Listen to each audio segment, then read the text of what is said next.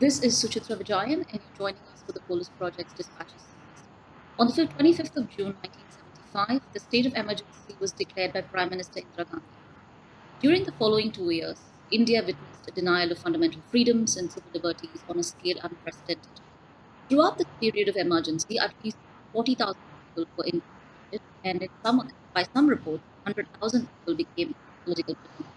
Now, 45 years later, to discuss the state of prisoners and criminalization consent is Dr. Avinash Kumar, the Executive Director of Amnesty International India.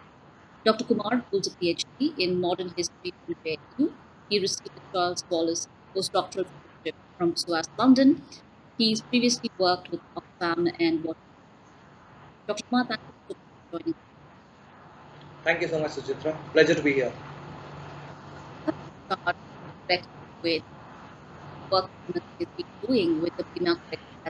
But before we go into that, could you tell us what the Bima Correga, who these prisoners are, and can you also tell us about the campaign that Yeah, just to take the names of in the first place of the Bima Correga prisoners: Sudha Bhardwaj, lawyer, human rights lawyer working for the human workers' rights in Chhattisgarh; Shumar Sen, head of Department of English Department in Nagpur University; Surendra Gadling, a lawyer; Mahesh Roy, Prime Minister's fellow; Arun Ferreira, activist and a lawyer; Sudhir Dhavle, Rona Wilson, Vernon Gonzalez, Varvara Rao, poet, 80-year-old; Gautam Navlakha, reputed journalist and human rights activist; Anant Teltumbre, again hugely respected academic and activist. They're all activists, all exemplary examples of great work in their fields, which not simply resonates around their own work, but actually has impacted hundreds of thousands of lives around them. And it's a travesty of things that today they are actually having to face this entire stigma of being called anti-nationals. The BK11, and the second, they were called BK11 because they were actually charged as conspiring to act against state in the Bima Correga incident, which happened in 2018, and further charged for conspiracy to assassinate the. And that's the travesty I was talking about.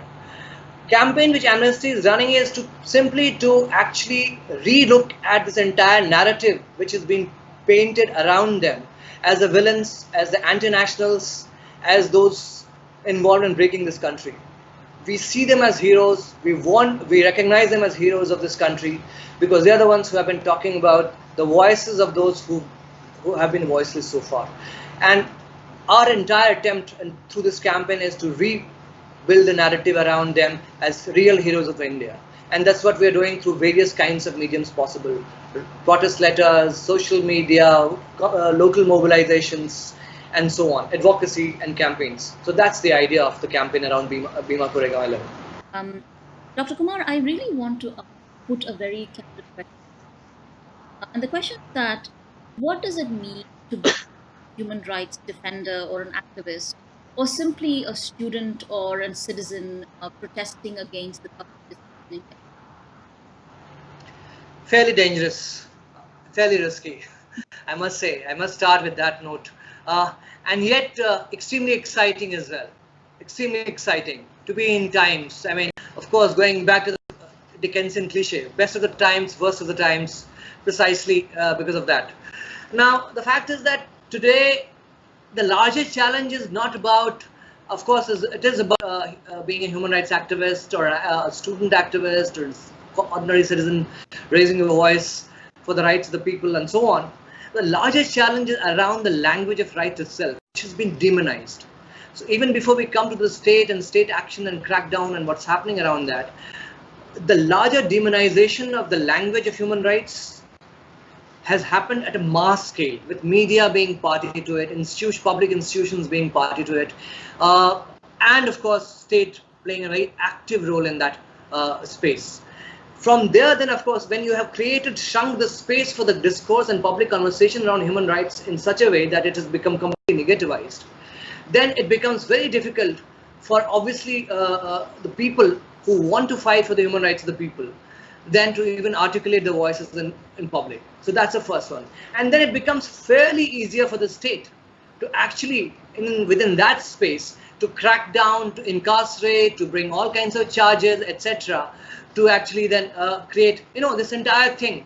It's very ironical that it's Ministry of Home Affairs, while responding to an RTI query which said in February itself that we do not have any information about who are urban Naxals and where do they operate. But the fact is that right from the topmost government functionary to political party representatives to media spokesperson and to their huge supporters across the spectrum, everybody is now using a phrase like urban Naxal. You immediately label them, corner them, and you make their cases finished even before actually they have gone to court, even before police has picked them up. And that's a real tough question for us right now. Look at in the Bhima Korea example, for example, all of these guys, so in the Gadling and all of these guys, their faces are constantly, projected on television, encircled under the red dots. These were the conspirators, these were the terrorists, and so on. So completely subversive meanings of words like terrorism, etc., are being derived from this larger narrative. And therefore, it becomes very easy within that discourse for the state to operate and then kill all kinds of dissent. Having said that, as I said, the other part of the story is, and we have seen that in the last 6 months, massively, people have risen. People have found that this is exactly the moment when they need to speak up. They need to raise their voices. And it's not just those who have been actually at the worst end of it, who have been receiving, but those who have been so far bystanders. They have been brought into action. They have been driven to action and charged. And as a result, again, they are paying. Many of the students, they are paying for it. As we know, activists are paying for it. But that is the exciting time to be in. People are fighting for it. People are raising their voices. So it's going to be tough. It is tough, extremely scary and dangerous in some ways. At the same time, extremely opportunistic also for all of us to be part of that movement. I kind of want to shift our focus back to the but this is not. There's a larger and a longer history. For instance, Amnesty International's office was also recognized. So, can you kind of place this within the larger history of erosion of democratic rights of dissent? Again, yeah, very right. And thank you for raising that question. Most importantly, what is happening is, again, as I said, there's a historical legacy to it. And right from many, many years ago, we know that way back in 70s, this entire bogey, or call it whatever, was of foreign hand, foreign conspiracy was created, of those who were working on the grounds for human rights of the people during emergency days. Since you started this discussion we are having in the context of 45 years of emergency, we know that that was a period when this entire foreign conspiracy bogey was actually created. And that legacy has been built upon actually and nurtured by successive regimes. So even before the current regime came in, even before that, the UPA government itself was very proactively actually targeting certain kinds of terrorists, especially environmental, certain kinds of activists, especially environmental activists, actually calling them as anti-nationals, calling them actually not patriots and so on, and in trying to put them inside the jail. So, and all kinds of actually laws were being revised, for example, FCRA laws to choke the financing, etc., of the social sector. So we have a legacy of that. What has happened in the last few years is that it has gone multiple folds very high up, building on that edifice, which was created by previous regimes.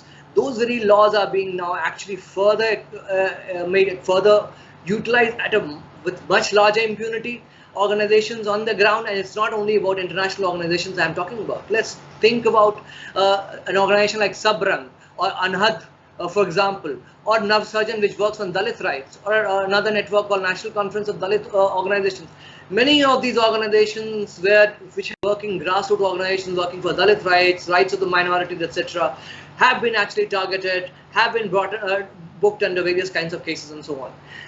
Amnesty, Greenpeace, they all come in, and they're part of the same story, but in some ways, last 2 years, and this is interesting, that it's not just one set of laws. What is happening very clearly is that the moment you are seen as a public critic of this regime, especially on their specific policies in which they see you as actually capable of mobilizing larger public opinion, they hit back at you.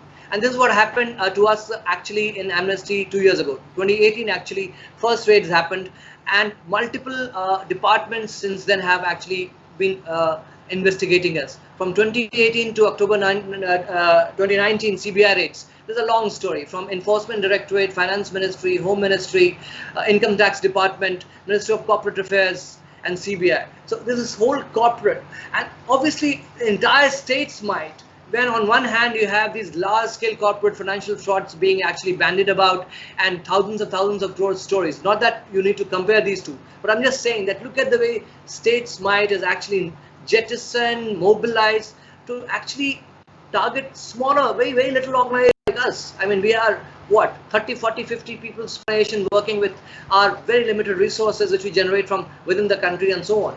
And yet, precisely because no kinds of dissidence is something which they would see at, and the regime wants to see at. So there's a larger institutional history, of course, and it's not just about state arguing against the state. It's also about where you are hitting their interests. Very often, organizations have been targeted under many of these laws precisely because they've hit commercial interests of the big businesses, for example, mining, for example, environmental activism, for example.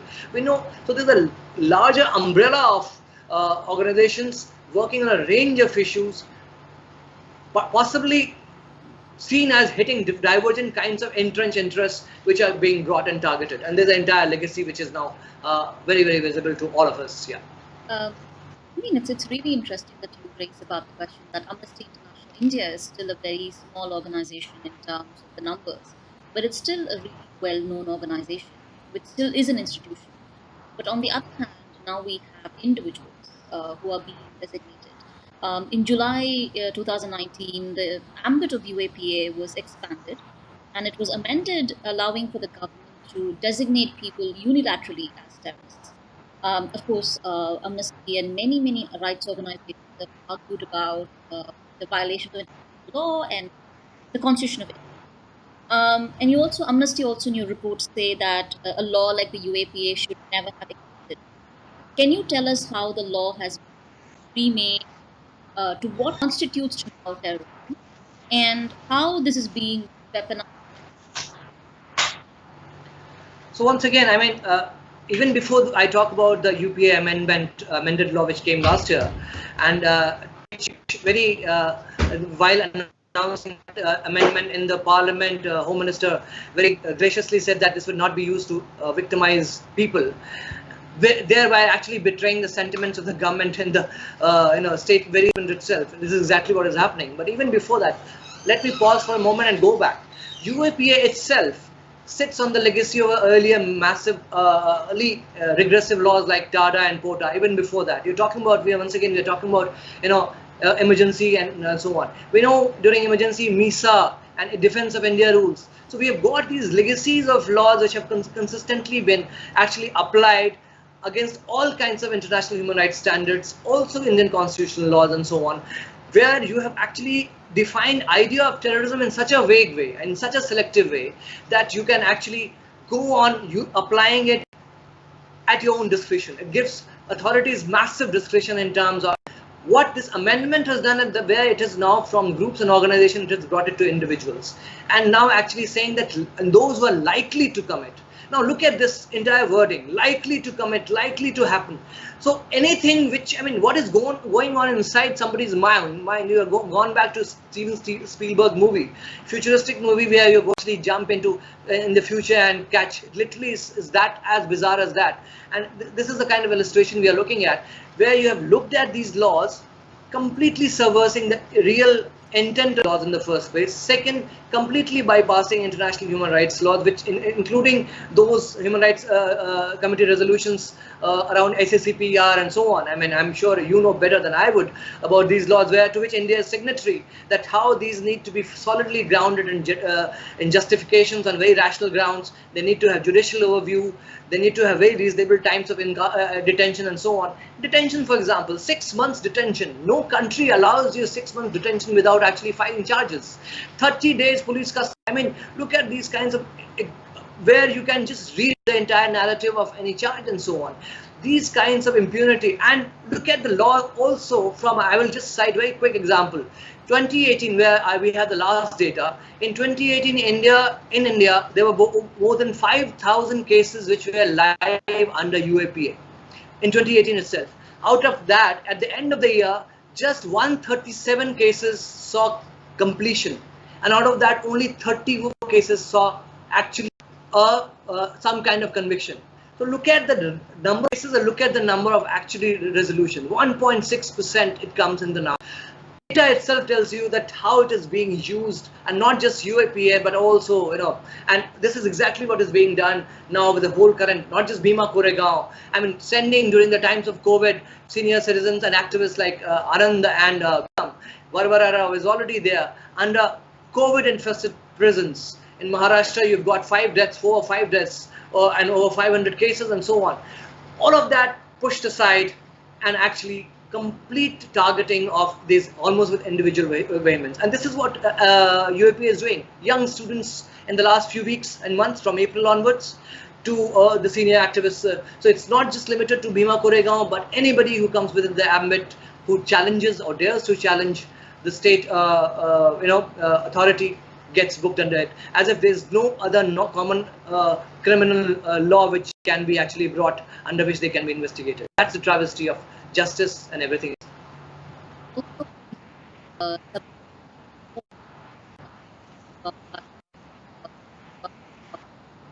Talked about, of course, we have a pretty they have said that the food, family, books. So these are just absolutely terrible. Before we go to the next question, I just want to read out for our audience response. We have one that says, "Thanks for this meaningful discussion and educating people like me." Also, we are still taking live audience questions, so please send those questions. One of the things that I really want to again talk about is most Indians do not realize that there is no evidence, there's no proof against the crime, that whether it is the Bhima 11 or many of the other student leaders, protesters who have protested against the leaders of the, like, there's no proof, there's no evidence. And of course, this aspect of it is never actually spoken about. So, can you talk to us about this lack of proof, and yet they are accused of a crime without proof, without producing proof? So, I mean, that's a challenge. First of all, the UAPA itself, I mean, going back to what we're discussing, the entire logic of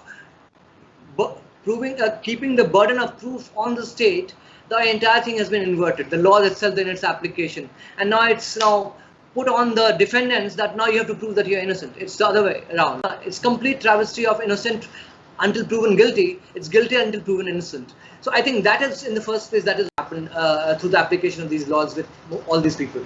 The second is that, I mean, look at, you talk about Bhima Koregaon. 2 of the cases we know for sure. And earlier, Sudhir Dhavale, Arun Ferreira, they have been earlier charged. They were there in the prisons for 3 to 4 years earlier, and under the similar charges, and they were let go of because no charges were proven against them. I mean, it was not the first time that they have been put inside under these charges and so on. And yet, you are put inside again, similar kind of allegations, similar charges. In the cases of all the new arrestees, what is happening?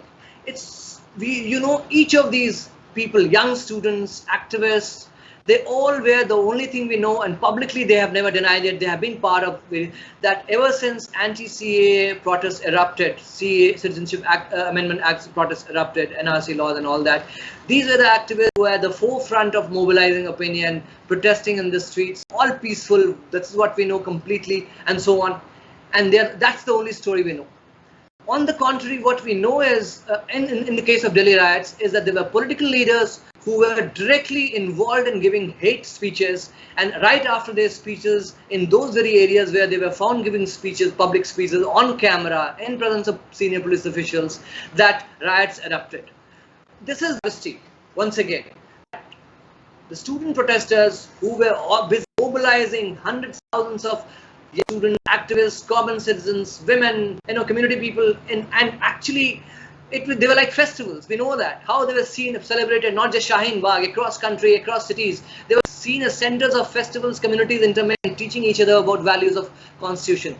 They are the ones who have been villainized, and they are the ones who have been charged under these laws, UAPN, and especially individually a target. On the other hand, those very clearly, once again, on camera, full evidence. Look at what happened inside JNU. The entire mayhem what happened in early January in JNU. Forget about UAPN. No basic FIRs have been, and no investigations and so on. So there's a very clear pattern here, without getting into the merit of proof and all that, because police can still tell you that okay, we are still investigating and we'll come with this or that proof, etc. What is clearly emerging for us is that there's a narrative of targeting of those who were really clearly mobilizing public sentiments and opinion against the state's policies. On the other hand, those very people who were actually engaging in hate politics were the ones who have got away with it, and that's the real tragedy once again. You've already spoken to us about how the public, the media houses were using these cases to publicly adjudicate it. Could you talk us a little bit more through, in your experience, how the media landscape is contributed more to criminalization of dissent in India? Oh, I mean, I don't. I mean, look at it's such a. I mean, you don't even know where to begin with, because world of media, especially that led by television media, to be sure, but also on social media, also to print, a lot of print also, not all, but a lot of print also, has been so completely changed before our very eyes in the last few years that you wonder sometimes that there was something called independent media which existed and which was fierce, and which was very honest in its opinion, and it actually stuck to facts. What is very clearly we have seen, and as I said, a narrative is created. A narrative is created, a kind of, it almost looks like a very organized narrative, where you create a certain story about whether it's an individual, whether it's an organization, whether it's a party, and that narrative is immediately kind of story is leaked selectively to media outlets, or leaked to social media followers, or leaked to all kinds of spaces, and you would see suddenly, like, from all over, almost the same words, almost the same images, almost the same stories being bombarded from across, completely across the spectrum of the media spaces. And that is the most, it's not that certain media has been so-called bought over or cajoled into doing that. It's like an organized campaign through all kinds of outlets possible, and consistent, one after another, one after another. And this is what we have seen. We have seen the case of Bhima Koregaon is small, actually, I would say, because these are individuals. I mean, look at the large scale, what happened in the COVID, the way the entire Tablighi Jamaat, for example, a case happened, where Muslims were targeted for actually spreading coronavirus. And what happened in that? It started with the narrative where Ministry of Health, in its official briefing to the press, started categorizing separately against WHO's caution that you can't categorize communities or virus impacted people on the basis of race or any other identity. It started doing briefings, official briefings, at so many numbers from Tablighi Jamaat. And it was after I think National Minorities Commission took notice and issued notice that they stopped doing that. But by then, that message, because it's coming from official channels, it was very nicely across the spectrum, and a larger narrative of Muslims being responsible and conspirators of, which is exactly the story. I mean, every day we have this narrative coming on. So this is what exactly is happening. Whether it's Sudha Bhardwaj, I mean, our attempt entirely has been, if you go to our website, Instagram or public or Twitter, etc., to just say that this is what they have been doing. Look at the number of cases they have fought for tribal rights, workers' rights, etc. Look at what Shoma Sen has done for the women's rights, etc. Look at Arun Ferreira, who has actually fought cases and so on. And then see the kind of charges they have been. And the unfortunate part is that because the larger media, mainstream media, which is completely, which covers this space of conversation, is taken over in a very, very large and massive way. These smaller voices of actually so-called alternate facts don't even get space beyond certain spaces. And that has been the real challenge as well for us. We have an audience question that says, can you explain what assistance you provide to the activists when they are arrested? Well, we do all kinds. While we don't look at individual very from the possibilities of looking at legal assistance, that's one part, and which Given our limited resources and all that, it's not possible in entire case, but that's one part of the story. Reaching out to the families, creating those solidarities, testimonies, doing large-scale national advocacy, state advocacy where they are in scarcity, and bringing out their stories in public and campaigning around that, and not just within the country but beyond. We have about 8 million global supporters across the world with whom we reach and actually share our cases, whom we ask to sign global petitions. Petitions to the government of India. We're just going to start actually this coming Friday. We're going to start a campaign called hashtag Ungag Dissent, where we are saying that the mask is what we are using right now during Corona times. It actually is, while it's a means for protecting our health, but don't use that to gag our voices. So running these campaigns for public actually perceptions and battles, but also targeting governments, targeting UN bodies. So we do a lot of international, especially those where their cases need to be heard. Human rights committees, UN special rapporteurs, International Human Rights Commission, all those mandated bodies who need to be hearing these cases. We go to them, we actually articulate those voices. We are also trying to do large-scale public mobilization, and that's what we do. We have another question that says, what legal help does the Polis Project provide to arrested activists? Polis Project is not a legal organization. What we are is a research and journalism organization, which means that a lot of the work we do is towards creating and amplifying the information with communities in resistance. But again, I'm happy to talk more about Polis's work, but now I think since we have Dr. Kumar here, I really want to focus on the work that Amnesty does. The other thing that often that I'm very curious to understand is how lower courts work. For example, Sakura had to apply for the bail 4 times. Even then, you see the lower courts almost afraid of even passing on judgment. Or Solicitor General said that, oh, this is not a precedent. It's quite appalling for a lawyer to say that a decision on bail can be a precedent. Can you talk to us about that? Yes, actually you're right. And not just Safuras, but all those who have been arrested under UAPA charges. Of course, UAPA has one clause which says bail denies bail very often. But it has happened in the past. Courts have taken contrarian views, challenged that, and allowed activists also to be released on bail. So first of all, there's a precedence, first of all, and for over years and all that. Courts also have the right, even lower courts also have the right to challenge the framing of the law itself in which they are being applied to these individuals and so on. Unfortunately, yes, and this is where I am talking about institutions, the way they seem to be actually not really living up to their potential, to the kind of the cause they should to. And if independent judiciary at the lower courts or any court, even high court or whatever, any court is not actually going the framing of narrative by the state, then what role it has? The entire idea of legal rights is actually that court works not just as an arbiter, but actually works as a defender, because precisely under the principle that innocent until proven guilty. And if you are not using that principle, and this is what happened in Safura's case, that again and again she was denied bail, which was very, very unfortunate, because now the courts took that decision. High Court, you're right, not being released on humanitarian grounds and not being set as a precedent. Why do you have to even add that why not being set as a precedent?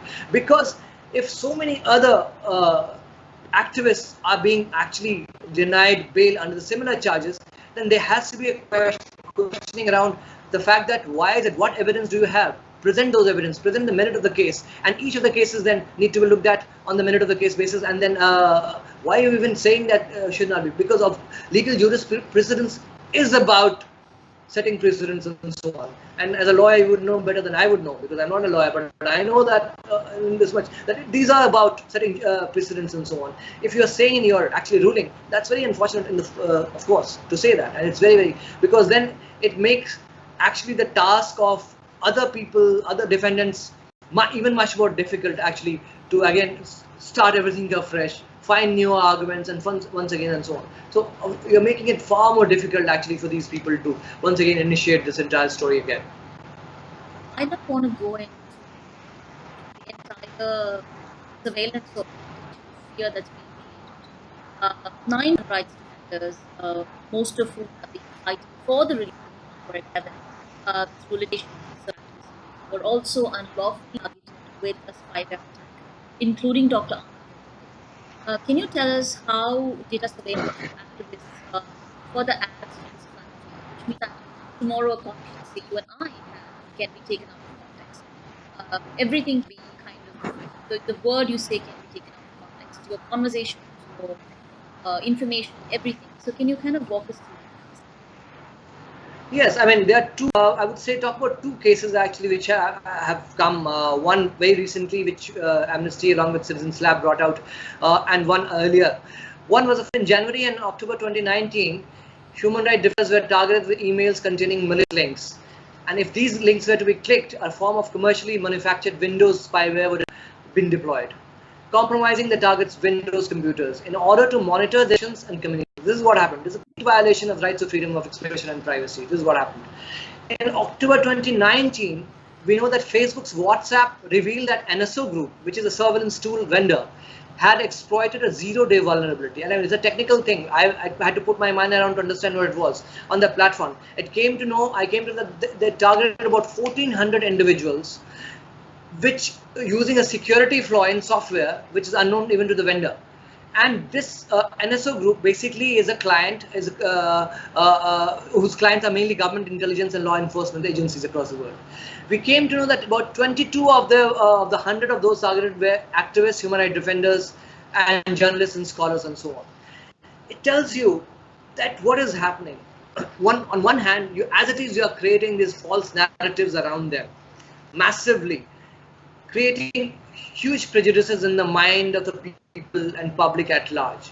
On the other hand, now actually you're entering inside their private spaces through technologies, through their homes, etc., and actually trying to find any evidence of any wrongdoing, or not even that, just pick up something and convert that, fit that into that narrative which you've already decided. It's not just actually, again, violation of your right to privacy, right to your freedom of expression and so on, but extremely dangerous in terms of to what extent state authorities and authoritarian state can actually do to choke your voices, to target you, to corner you, and that is obviously extremely disturbing to say the least. And this is the point is that it's not just going to be limited. That is the question. It's not just going to be limited around some of these activists, because once you have got a larger narrative of giving legitimacy to these surveillances, then every household, look at what is happening to Arogya Setu, debate around Arogya Setu, for example. Every household would be a willing participant in this surveillance, and that will be the real pinnacle of an authoritarian state regime in which we'll be living. Yeah. We have another. One is about short citizen this was the case with the Sikh who was arrested in connection with the murder of an arrested Suchitra Vijayan. So, and the other one is, how does Amnesty choose this campaign? How does Amnesty decide specific political prisoners? Says that while you have chosen to talk about PK11 and campaigns around it, for example, there are students like Amulya and others where we don't see Amnesty. So can you kind of walk us through how Amnesty chooses its campaigns and how you create the advocacy around that? Yeah, thank you. And it's a very relevant question, very valid question. As I mentioned, in 2018, there were 5,000 UAPA cases.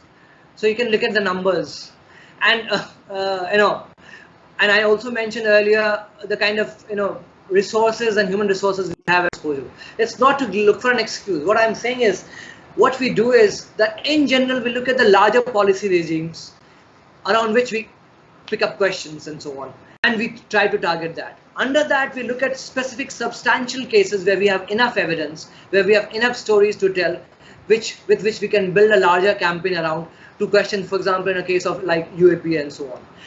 Individually picking up all of these cases will be very difficult. It's not that we don't do that. In many cases, without issuing larger campaigns, what we do is we do issue our press releases, we do issue Twitter statements on a regular basis. So, for example, even in the case of Amulya, if you go to her history or our short press releases, you'll find many of these individuals about whom we are not talking currently right now during this conversation.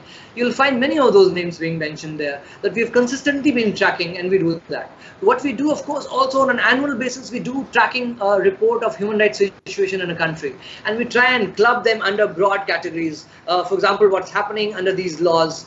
Under sedition, under detention, arbitrary detention, death penalties, what's happening in Kashmir, what's happening in Assam, all of that. We're also looking, of course, a whole range of other very, very specific sets of violences targeted at Dalits and minorities and women and so on, and LGBT and so on. So we look at these categories. So our focus is very clear. Look at the most marginalized, look at those, look at human rights defenders, look at those. And of course, where you can use these cases to actually attack the larger policy regime and the state's role in that. Pick up those. Given our limited resources, that's where we find the opportunities, traction, and that's what we try. Of course, there will be gaps, but as I mentioned, 5,000 cases in a year. You have to be kind of, not saying selective, but build a rationale to be able to actually do justice to your own strength. Yeah. We have another audience question via email. This audience question says, Mr. Avinash Kumar, as the public face of Amnesty International India, do you feel that someone like you might also be targeted? If so, how do you as an organization work around, how do you work to address it?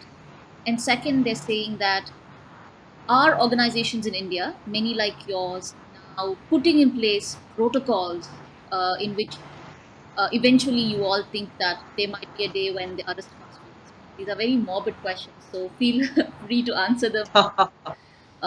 Yeah. It's difficult. I know it is alive in mind of lots of people. I'm just one person. Lots of well-known human rights activists in the country right now is continuing to speak up. I am a very, very new to Amnesty, 6 months old. It's just finished June. End of May, I finished my 6 months. Even much before that, Amnesty was under a kind of huge security target, etc., etc., and our activists were being targeted, our organization individuals were being targeted. I entered Amnesty knowing fully well that where I am. But as I said, my clear interest was that I wanted to be part of this movement at this juncture. I mean, the questions have been asked without going to my personal choices, but why now? And I said, why not now? If not now, then? That's clear to me. And that's why I chose to be part of Amnesty movement. Because we know that we are in a space where we can make a small difference. That will be a great contribution to what is happening in the country right now. In terms of the security risks, all of us are aware that something or the other, given the regimes and all that unpredictable nature of the regime, things can happen. We try and do as much as possible in terms of what we can do in terms of taking precautions. But, we can do only that much. And beyond that, of course, then you have to be prepared to face the aftermath of the risks which you have chosen to take. So we are okay with that. I mean, of course, it's a tough question. I understand. Even I'm not sure how things are going to pan out. What we, of course, know that I'm not the only one. There are hundreds of us who are actually part of this. I mean, if 24, 25, 26-year-old young students are being arrested and put inside under toughest of the laws, I have an organization to back. I am under much better position, I must say, than compared to many of these students. In fact, I would be very happy that we showed much more solidarity to students than I had thought about myself. So compared to many of these individuals, I think I would be in a better position. There's an Amnesty brand at least to speak on my behalf. Doesn't matter what happens to me. And I think that's where I'll be. Yeah. Dr. Kumar, as we come to the end of this conversation, what is Amnesty's current call to action, and what can our audiences do to help the remarkable work that you and your team are doing right now? Please support us in many ways. One, support us in terms of the campaigns. If you could go to our website, go follow our Twitter, Instagram, all those social media handles, Facebook, you'll find the campaigns we are running. Not just on Bhima Koregaon, running a right to dissent campaign, we are running right to gender equality, we are running campaigns on a whole range of things. And there are quite a few, two very clear actions which are going on right now. Bhima Koregaon specifically, one on right to dissent against the arrests of all this. Please sign those petitions. Please send it to the government. Share that with your friends and network on. And the greatest I can ask. I mentioned here, we've just launching a ungagged dissent campaign. We are saying use a mask to photograph and say mask is for our health, not for gagging our voices. And again, what Home Ministry those photographs and through handle social media and the latest when we were running. Of course, looking for and resources, human. We don't have FCR, we can't accept foreign money, but we are looking at our individual supporters within the country who can support us, mobilize us, be mobilized for financial resources. Given the fact that the last 4 months have been actually extremely tough, where we had to pull our individual fundraisers who actually are supporters for our cause, we obviously, just like any other organization, are actually facing financial challenges and so on. Support us if you can. Find ways and all of that. But most importantly, just try and enlist supporters, not simply for Amnesty's cause, but look at where you see human rights violations are happening in India and create a space for raising those voices again and again. And that's what I will urge to all of you. Thank you. Dr. Kumar, thank you so much for joining us. End of this thread, we'll have links to your various campaigns, but also will ensure you donate to Amnesty. Again, thank you so much for your time. Thank you, Suchitra. It's a pleasure talking to you and listening to all the questions. Thank you very much. Bye-bye.